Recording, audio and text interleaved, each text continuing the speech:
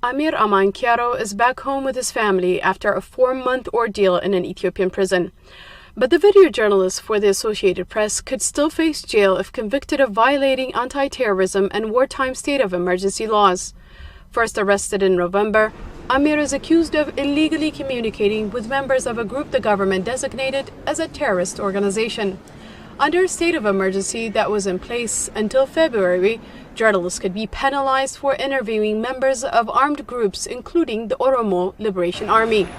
Amir and a freelancer, Thomas Ingeda, were detained but never charged, the AP says. The crackdown on the media that this case represents, there is truly no true accusation that can be leveled against Amir. He is a respected, balanced journalist who has covered both sides of the conflict. He's been picked up, and this is an arbitrary detention. With a shrinking space for reporting, several Ethiopian journalists called on the government to respect media rights. In 2021 alone, their open letter says 46 journalists were detained, making Ethiopia one of the worst jailers of journalists in Africa.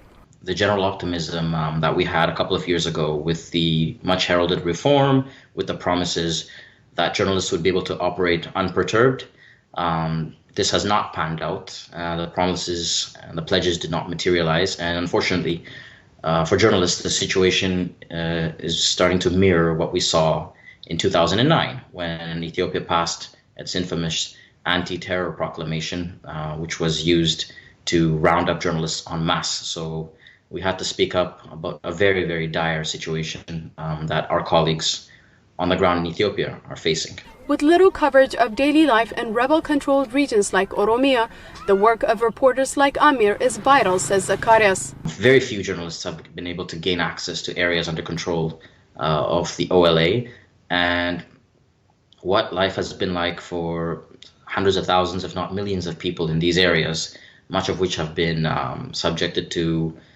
internet and phone outages, we don't have an accurate picture of. Amir's lawyer, Taddala Gebramedin, says his client has been ordered to not leave the country until the case is investigated.